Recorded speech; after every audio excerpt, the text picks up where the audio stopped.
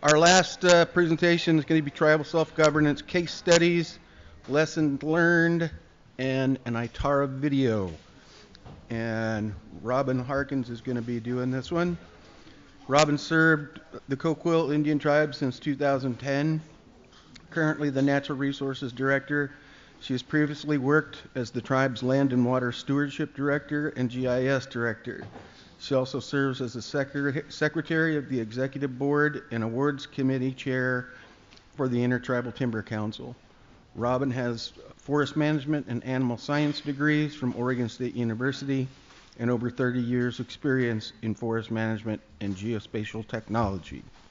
With that, I'll turn it over to you, Robin. All right, so I won't introduce myself again. You heard that all from Pete. I'm going to talk a little bit today about ITARA and our tribe's ITAMP, promoting tribal sovereignty. That's why we're all here today, to learn a little bit about that. So the purpose of ITARA, we've heard this before today, is to ensure a more efficient and streamlined administration of duties of the Secretary of the Interior with respect to providing services and programs to Indians and Indian tribes, including management of Indian trust resources. I'll talk just a tad bit about our experience with Good Neighbor Authority and the Rogue River Siskiyou National Forest, and kind of that versus a TFPA agreement. And then I'll hit a little bit on a participating agreement that our tribe had with the U.S. Forest Service. So, ITARA and ITAMP. We were the first tribe to request participation, so we helped pave the way along with Cow Creek. How do you get this done? How do you get your ITARA done? So some of you have been through this. A lot of you might be looking at it. But really it starts with building your team. Who do you need on your team to get through the process? To learn the process, you've got to have a lot of different people involved to see it through to the end. As we went along, we found that our team needed to grow. We needed more people. We needed some outside resources. So think about all of those things up front. Set your timelines. There's a lot of things that have to be done. There's going to be things that take longer than you think they are. And there's things that you can be doing concurrently as you're preparing your ITAMP. It's not like you have to do step 1 before you can do step 2. There's some things that you can be working on once you've submitted a letter to participate. You can start working on other stuff as you're waiting to hear back. Funding to develop your ITAMP. This was one of the questions we got early on. How are you guys funding this? How are you paying for your outside legal counsel? We actually used an ANA grant. So if any of you are familiar with the ANA grants, that was how we funded a lot of the development of our ITAMP.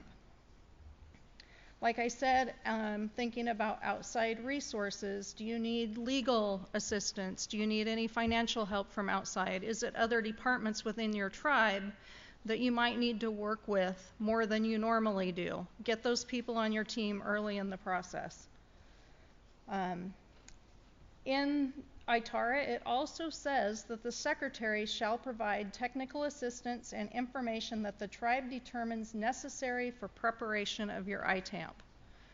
We worked very closely with Pete when he was the chief forester, and also with the solicitor's office. So working a lot back and forth with central office. Gather your information early. Know where all of your documents are that you might need to refer to, that you might need to include. Get going on that stuff early.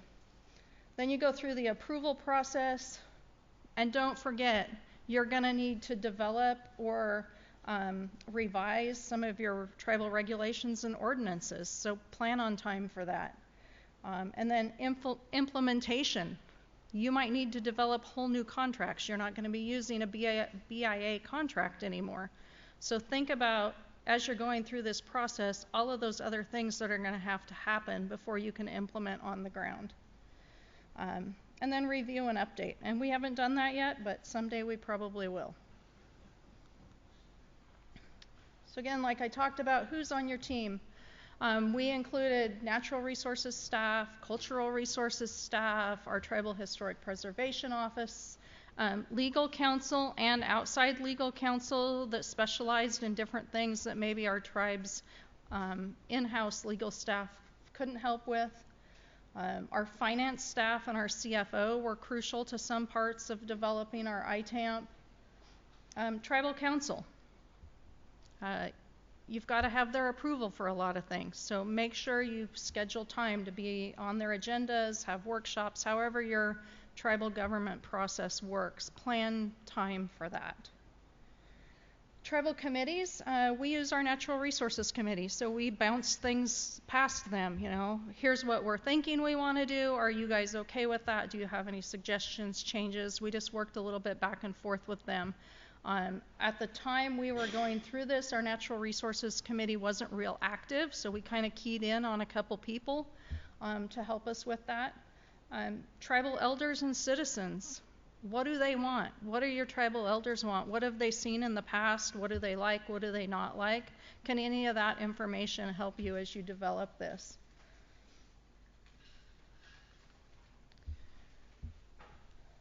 Gathering all of your documents that you need. So this is just kind of an example of some of the things that we gathered up and used in the development of our ITAMP. A lot of it was included as reference material, or it was things that we just referred to or used pieces of.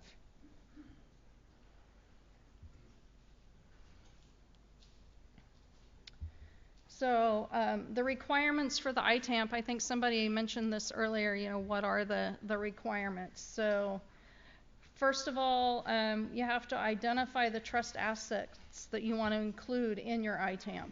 For us, it was our tribal forest land, and then we defined that. So in our plan, we have a section of definitions. Establish your trust asset management objectives and priorities within the reservation or otherwise subject to jurisdiction of the tribe. Allocation of trust asset management funding and staff available to the trust assets in your plan. If your tribe has compacted or contracted functions and activities under ISDIA, then you need to identify the functions that are going to be performed under your ITARA or your ITAMP, and a description of your practices and procedures that the tribe is going to follow. So that's where your forest management plans come in, your integrated vegetation management plans, trust asset management ordinances, any of your regulations. So think about all of those things that are going to play into that piece of it. Establishment of procedures for non-binding mediation or resolution of dispute. Again, we passed that off to the legal department and said, figure this out. What do you want it to look like? They bounced it around with council and came up with what that would look like. A process for the tribe, the BIA central office, and federal agencies affected by your ITAMP to conduct evaluations to ensure trust assets are being managed in accordance with the plan. And I think every tribe can look at this a little bit differently. How do you want to review your plan? What does that look like? What schedule does that look like? How do you do it? This one for us, we were the first. We worked very closely with Pete as the chief forester. Like, how do we do this? What do we want to do? And it was just a sit down. We visited about how the first year went, what we did under the plan, things like that. Identify any of your federal regulations that are going to be superseded by your ITAMP.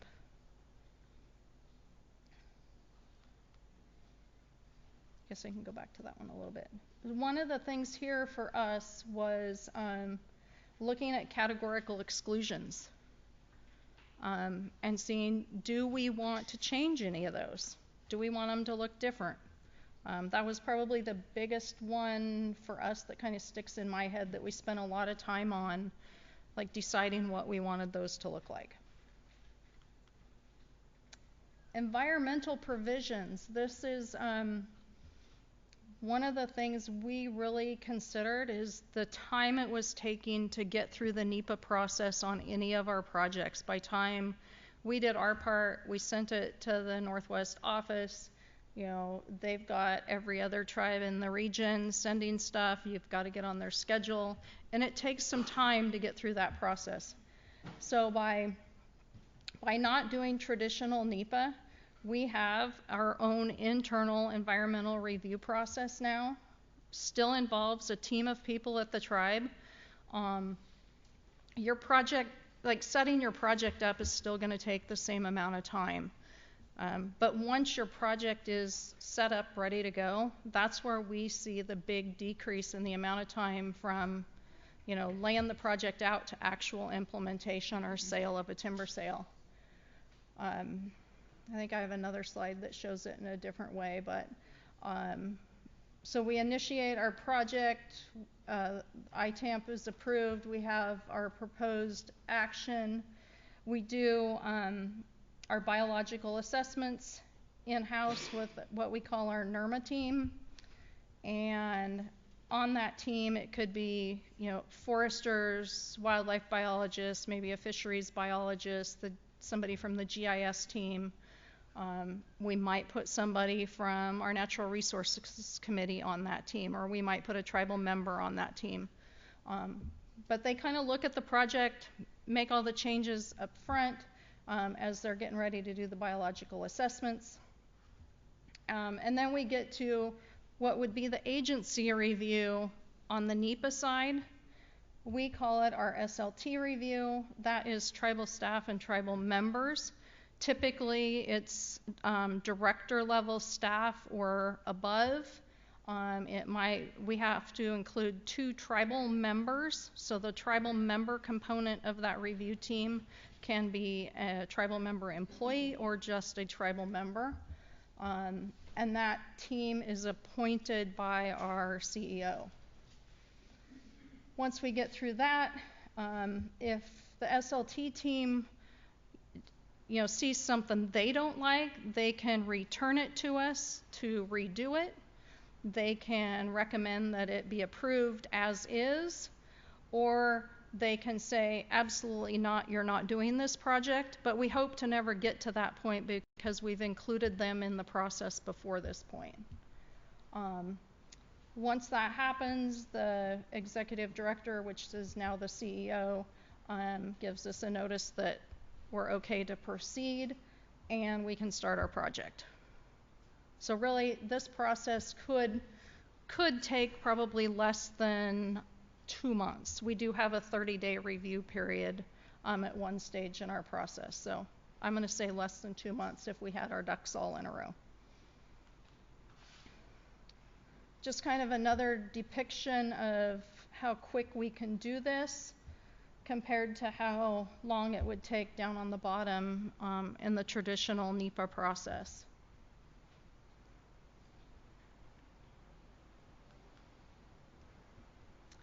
So some of our lessons learned as we've implemented our ITAMP and as we went through the development process. Contracts and documents was a big one that we kind of hadn't really thought about as the ITAMP was being developed. And then we're like, oh, we have a timber sale ready to sell. We didn't change our documents over. So we very quickly created all new contracts. And we had a pretty small staff at that time that had any kind of contract experience. And our legal team helped with that. Finance had a little role in that. But really making sure all of the documents that you need for a timber sale are ready to go. We did use BIA documents as templates in some places, but then kind of changed them and revised them. Think about reporting requirements and how you're going to track any information that you might need to report either to the region office, to your tribal council. What are your reporting requirements internally and externally look like for any of the work you're doing under your ITAMP? Maintain your regional office relationships.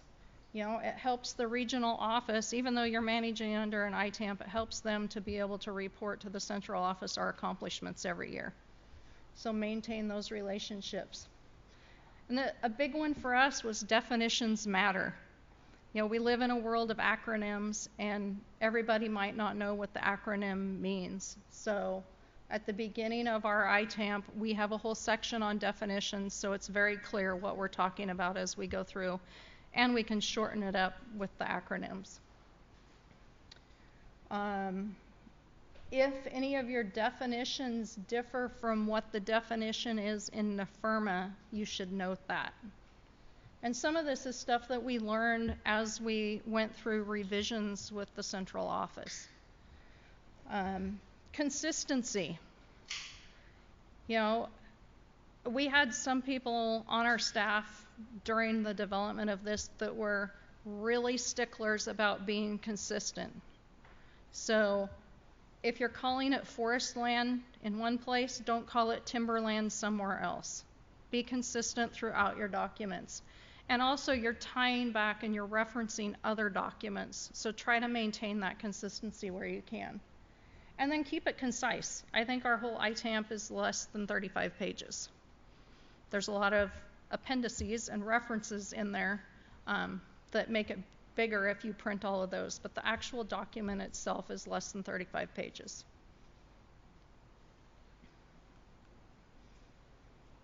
A little bit on good neighbor authority. Our tribe has a little bit of experience with good neighbor. Forest Service, Rogue River Siskiyou National Forest in Southern Oregon, like I said earlier, we have a piece of fee land that completely surrounds a piece of U.S. Forest Service land. So we did a GNA agreement with them, hoping to do some restoration work on that 320 acres. It ended up, after about a year of work, that we decided that the project was not worth moving forward for either party, so we've dropped it. But as we worked through this, the master agreement was the hardest part to kind of get going. And then once we had that, the supplemental project agreements for all the things we wanted to do were pretty easy. And working with our local districts of the Forest Service, the biggest thing we saw was that they can't get things through their contracting process. So if there were parts of the project that we could take on, they could fund it, we just contracted it out and managed the contract. So it was pretty simple. We had probably monthly or bi-monthly meetings depending on what we were doing, all with the end goal of writing an EA. We never did get that far. We decided the project was not worth it after some of the on-the-ground work was done. Again, on this, you gotta really think about timelines. These agreements take a while, and then getting the funding in place also takes a while. So once you have that project, it takes a while to figure out the funding to come behind that. Unless it's a project that the Forest Service already has ready to go, it can be a little bit quicker. And then staffing. Staffing was another issue we ran into with our GNA. The Forest Service, so we worked with both the Gold Beach Ranger District and the Powers Ranger District, which are pretty small remote districts and have a lot of staff turnover and couldn't fill positions. And then with the hiring freeze, they really couldn't fill positions. And then we had staffing issues too. So we're kind of at a pause on these agreements right now until we both get some staffing built back up. But I think it is a good way to do work on Forest Service land. So Tribal Forest Protection Act. So our in-holding, I think I have a pointer, is this little square there, and then kind of the salmony red color is tribal property. So everybody says, why didn't you do a TFPA agreement? Well, at the time, the Forest Service didn't have any experts on the difference really between TFPA and GNA, and they thought GNA was the way to go. Looking back on it, we could have used a TFPA agreement here because this map shows the Anvil Fire map, the first time we went to one of the morning briefings to see that their fire trails, the pink and kind of bluish purple line, were going to burn up our entire forest there. So we could use a TFPA there. They get fires in the wilderness, which is the big green blob. They really don't do anything to control them, and then they come up out of there, up out of the canyon, and potentially burn up tribal land. In this instance, we had just built about 9 miles of fuel break through there. So we went to their meeting and said, hey, wait a minute, you're not going to burn us up. We're going to use the fuel break we just built. And they said, oh, we didn't even know there were roads there. So by the end of the day, they all had maps in their hands. They all knew where the roads were. And we were improving the fuel breaks. Luckily, it had only been completed a couple months before the fire, so they were in good shape. Some of the roads that we didn't fuel break, they opened up to get better access. It's really kind of a one-way in, one-way out to that property, unless you can use a low water crossing or dirt roads. And so it was tricky. It was a good experience working with the Forest Service, BIA a little bit on that one, and this is fee land, it's not trust land, so that's a whole nother issue. But could have been a TFPA agreement. Maybe eventually we'll have a TFPA agreement for a bigger area around our holdings down there. I briefly mentioned the participating agreement. This is something we did with the Forest Service, and it was more about government-to-government relationships with the Forest Service, establishing that relationship. And at the time, the tribe had a 501c3 that was developed to hire young tribal members and give them some training in forestry. So we hired, I think it was 5 tribal members. 4 of them were considered tribal youth, so they were under 26. They had very little training beyond their high school education. Some of them thought they wanted to be foresters. Others just needed a job to pay their bills, young families. So the tribe was able to hire them with our 501c3 to manage the land I just talked about, and then they worked with the Forest Service to do some on-the-job training through this participating agreement, so the Forest Service was actually paying them while training them. That agreement lasted about 4 years, I think. Most of those employees that we hired decided forestry was not for them and moved on, so our regular staff foresters ended up completing the work that we had agreed to do. Most of it wasn't exactly fun work, but there was some that was okay work. But it did provide some financial support for the tribe and was good training, some good mentoring for the youth. So that's all I have in this presentation. There was a question earlier about the 10 things that an ITAMP requires, and I hit most of them in here, but I can pull up a couple other slides if people still have that question.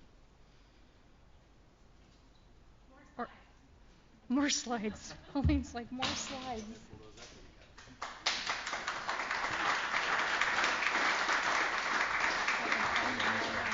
gonna go that way. It's backwards.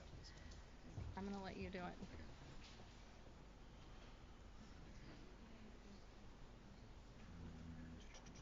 Is it this one? This is CIT, that one. I took a lot of this out because I thought George was gonna cover it. There you go.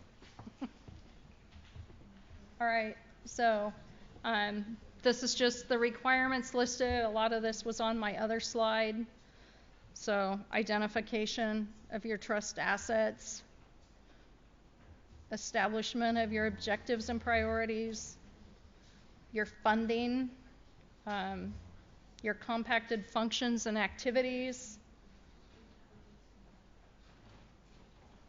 identification of those that you're going to do under ITARA, practices and procedures that you're going to follow, resolution,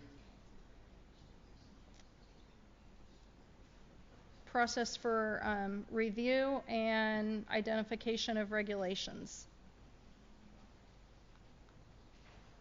Some other important things that we included all kinds of foundational information, our approval to participate, the resolution from Tribal Council that said they wanted to participate, and then the letter back from the Secretary authorizing the tribe to prepare the ITAMP. And then we included an introduction and a background. And then those are just some of the appendices we included in the document. So like I said, 35 pages, but then with all of this, it made it quite a bit longer. All right. Cody. So in the regulations, I think you have to include in your resolution language that says the federal government isn't liable for decisions made by the tribe. Was there any discussion about where that liability lies? That's something I know a lot of tribes have interest in and have been concerned about, because as we've heard all week, we're underfunded to do the things that we've included in our plans. So at what point does that become the federal government's liability? I don't remember that in our plan, but I'm going to also say that I wasn't in the Natural Resources Department when we created our ITAMP. So Jason or Pete might be able to answer that. What I would say, Coach, is if what it says in the enacted language is that the Secretary won't be held responsible if the tribe is conducting a forest land management activity under their own tribal forestry regulations. So something happens and the government's going to take the position that they're not liable for that. Well, it can always end up in court. I mean, seriously. We had discussions about that. Who really is going to be liable? But, you know, tribes can always take the government to court if the Secretary says, nope, you were doing it under your own tribal forest regs, so it's your baby. There was another question. Go ahead. Earlier there was a big table, and it kind of went over, like, had Endangered Species Act on there, and it was like Section 7, Section 7, Section 7, and then ITARA had Section 9.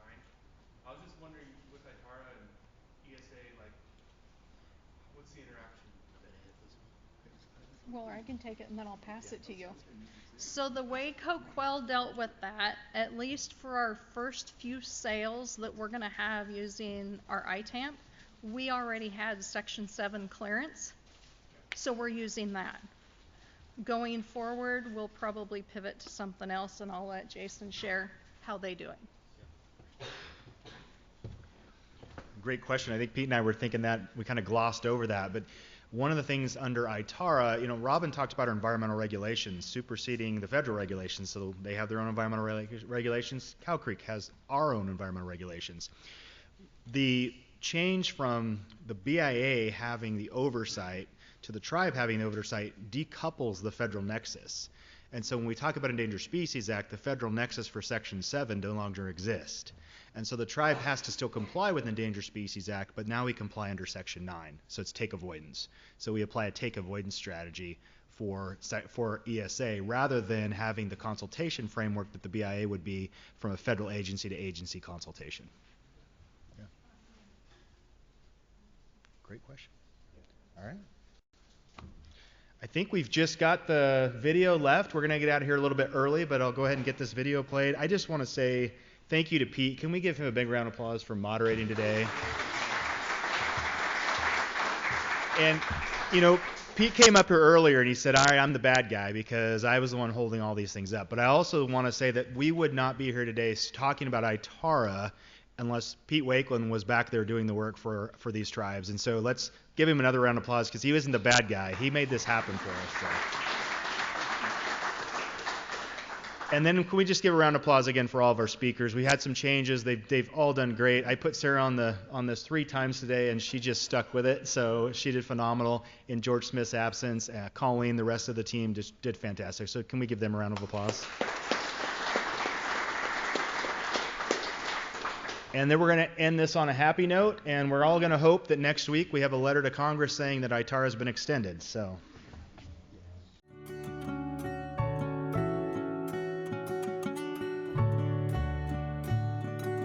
Culture is the backbone of our survival.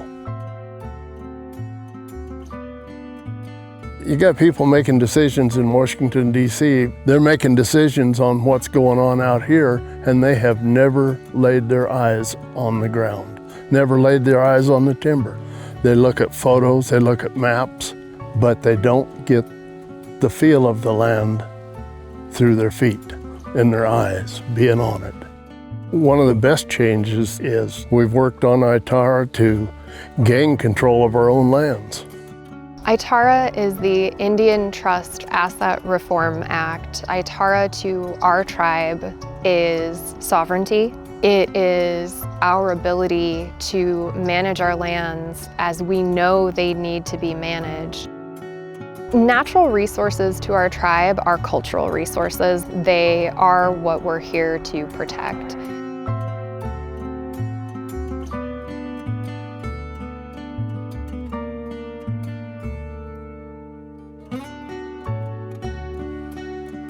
Since implementing ITARA, we've seen many positive outcomes on the land. We've seen clean water, improved wildlife populations. We're seeing deer and elk come back to places that we haven't seen them in a very long time, and we're seeing fish return. What makes ITARA unique is that it places the tribe in the decision seat of managing these lands. ITARA has allowed Cow Creek to stand up for itself and change that relationship with the United States to one of support and true partnership in a government-to-government fashion. Today we'll be celebrating tree planting with our kids, creating a new connection, a reconnection with tribal youth and the land, embracing the spirit of reciprocity that we give back to the forest as it gives to us. While the next generation develops that relationship with the land, the most important legacy we leave for our youth is real tribal sovereignty.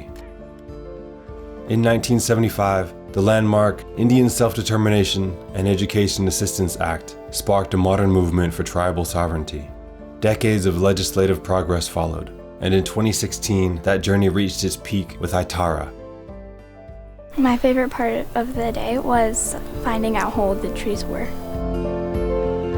I think it's important to take care of the forest because without trees we can't breathe, and they make homes for animals and they help build our houses. 25 years ago, tribal nations managed less than 20% of their forests. Today, over 80% of native-held forests are managed by tribal nations through a form of self-governance. I would encourage other tribes to look at ITARA as an opportunity to lead in forest management decisions on their own reservations. We are the steward of the land, and we want to take care of it and we want to preserve it. We want to preserve the forest for our future generations.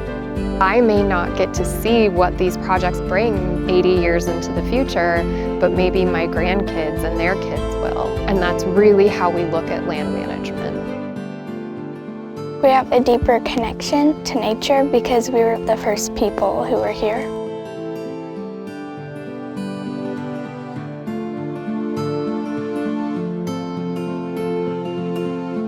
I know Mena, which is bear, and I know my favorite color is ghost, which is rainbow.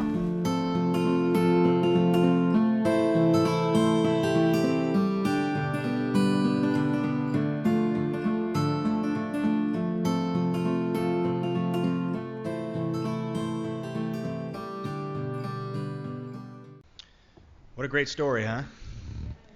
All right, well, we're going to bring this home here real quick. When we get the end of our workshops, we walk through final thoughts, findings, and recommendations. And so I want to just give us a little bit of time and just hear from you, the audience, on some thoughts, ideas, concepts, recommendations that you heard today that are things that we can take forward and continue to work on. So we have a microphone up there, I believe, Pete, just so folks can hear. And I'm going to take some notes. Don't everybody rush up at once. I just wanted to ask, Pete, could you repeat what you said right after the video? We couldn't hear you that clear.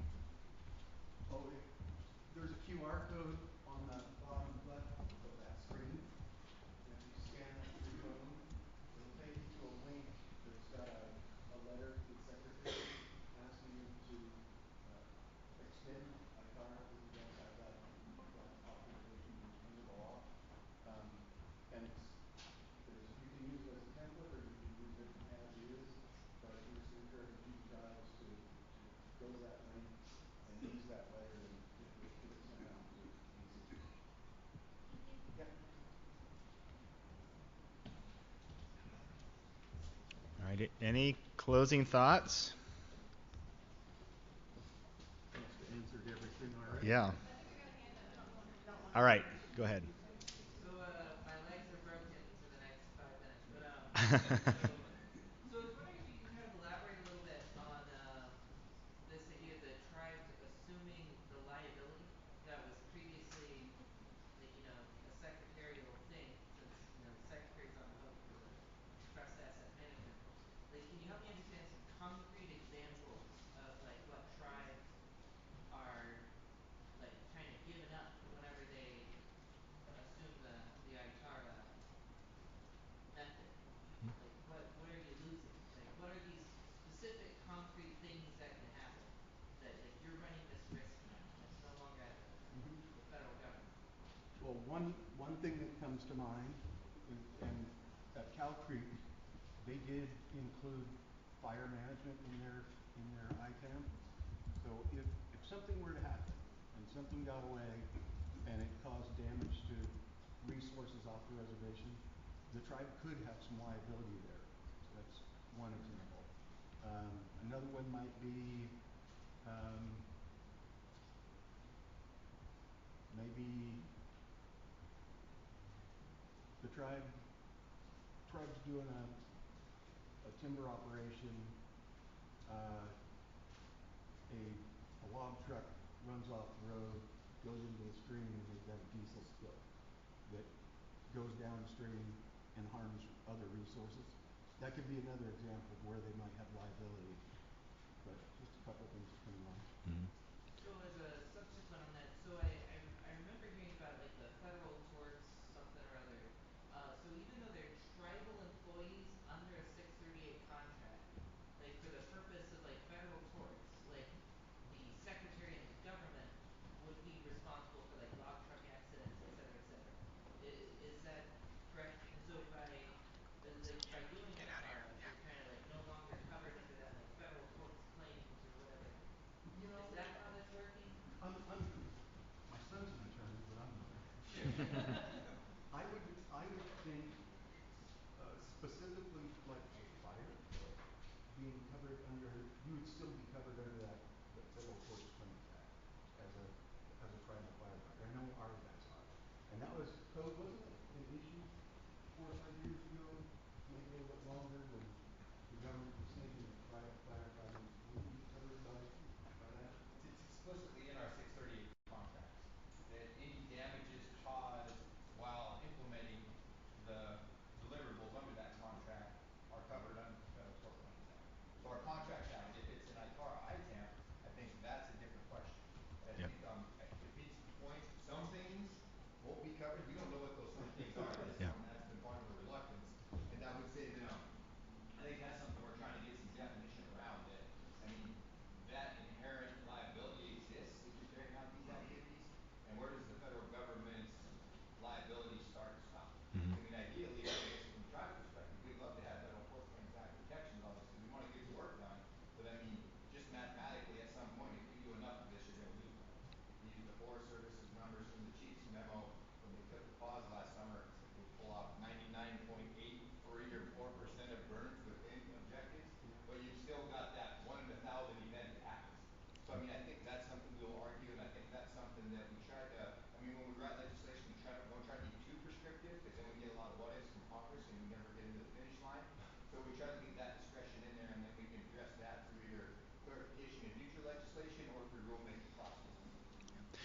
One other note on that is you think about ITARA is we're assuming all of the federal functions for forest management activities. Anything tied to those forest management activities, there's some assumption of risk and liability. But remember who signs off on the ITAM. It's the secretary. So there's still a nexus between the tribe's ITAM, the tribe's forest management plan, which is also signed off on by the secretary, and these activities that occur under the tribe's plan. So there's a gray area there as well. And maybe the one other thing I would add about that is if you're doing things that are outside the scope of your plan, they have that kind of negligence standard. So if your plan says you're going to burn within these parameters for prescribed fire purposes, and then you wait till the middle of August and light one and it gets away, probably liable. Probably liable for that, yeah. Good point, Cody. Great questions. Anything else? Yeah. So the contract into that will no longer go through TAMS? So we still submit information into TAMS, but it's very limited information. So there's a couple reasons for that. One is we've assumed a lot of that responsibility, but it's important that we're reporting metrics out because we still want to be good partners with the agencies who are still getting funding for projects, and so we want to have them be able to report out metrics that are successful as well. So there's some connection there, and we have a connection through our direct pay agreement. It's not always perfect. I think I look at Kurt and the regional office. We've had our back and forth on how does this work? How do we report things? What do we share? What don't we share? And so that's something that, as this continues to roll out, I think will get fleshed out more. Great question. I have two questions, Jason. Yeah. One is, how does ITARA handle what in other statutes talk about inherently federal functions? And it seems like, I mean, carrying out like regulatory agency functions around ESA is awesome. I've been just thinking, like, could we 638 that? But I'm just wondering if ITARA does anything speaks to the inherently federal function question, and then I'll have a follow-up. Yeah, it doesn't really, unless we look at those functions that are inherently federal under the 25 CFR 163, right, sideboards, because we're assuming all of those, so contract signing, all that stuff goes into the tribe, right? So it takes care of those things. But when we talk about other agencies, for example, we talk about ESA, it's still a general law of applicability. And so all it does is take the federal nexus off the table. We still have to comply with that. But we have the ability in the ITAM to look at other agency regulations and list those regulations that we believe we should supersede. And that, I don't think, has been tested out to the degree that I think it can. For the tribes I know that are, as I mentioned, Coquille, us, CT Clusie as well, is we've assumed some changes under our environmental review process to create some streamlining so that we can actually move through the process more quickly to meet tribal goals and objectives. But I think there's a lot of flexibility still in there in how we work with other federal agencies and other federal laws. That's just something that's very gray. And I know when we were working on a negotiation and trying to get through this, there's a lot of questions around that, and I think there still are. So.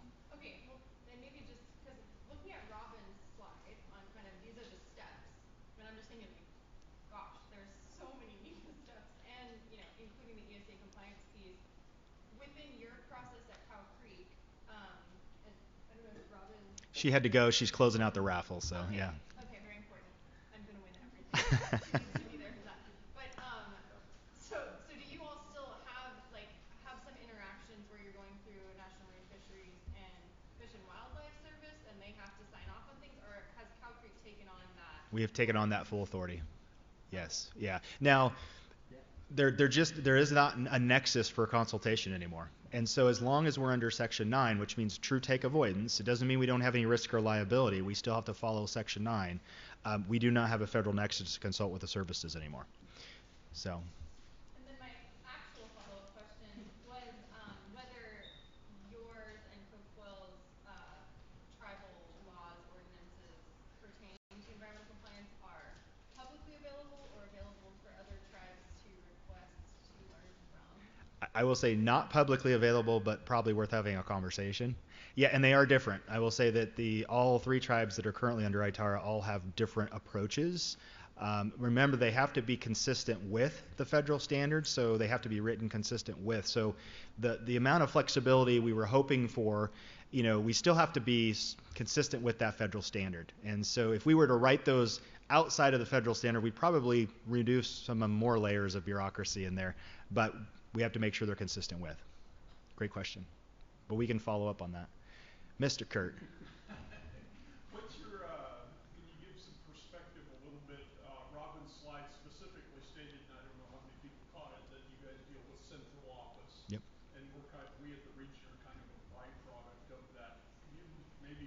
the group expand on that whole perspective a little bit? Yeah, so during the negotiation process, it was decided to keep everything at the central office level. So we don't have a lot of interaction with the region per se, except for through the TAMS process, we've had interaction, things like that. One of the other things that was decided, and I don't know with the other ITAMPs, Pete, but because it was relatively new at the time, our tribal board of directors wanted to make sure that all the information was kept at the highest level possible, that we weren't circulating that around because there was a lot of unknown at the time. And so that was agreed upon at the beginning. And so the central office kind of has the authority and oversight over that. And I know we've had conversations, Kurt and those at the regional office, that sometimes that creates a bit of a challenge as we're trying to work through things because you guys don't get to see what's in our ITAMP. You're getting information, and sometimes that information has there's questions behind it, and so it does create some challenges. One of the things I've talked to Caleb about is how do we rectify some of that through conversations that kind of reduce the potential for error in the process. So, yeah, great question.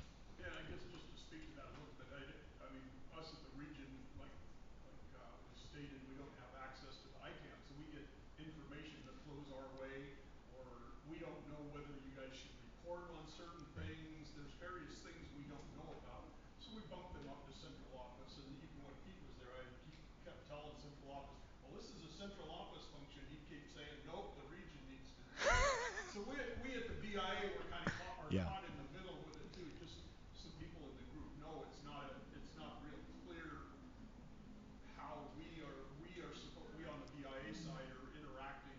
I think once it hits my hope at the region anyway is once it hits some level of ITARA tribes, it's like a region. The central office will then deal with all the ITARA tribes rather than us as a region trying to deal with and not knowing what's in your ITAM. Yep. Great point. And I think once we get to that capacity, that would be, and I know, Pete, you worked for a while to add that added capacity to an ITARA person in the central office. 4 ITARA people? Oh, that's coming quick, yeah. Great. And I would say, Kurt, it's with the traction it's gaining and the extension, I'm still going to say that we have to have like at least one dedicated ITARA forester at central office. It was more than I could manage. So. Well, and I mean, part of what we're doing here is a finding and recommendation. I guess I would put that forward as something that moves forward. I mean, we can't hire in the BIA, so Orby's got to be the guy. Orby's it. Orby needs 2 more hats back there. He's smiling. He'll take it on. Great. Thanks, Kurt. Great. Yes? Where did you start? Were you a direct service tribe? Like, what made you go to this choice?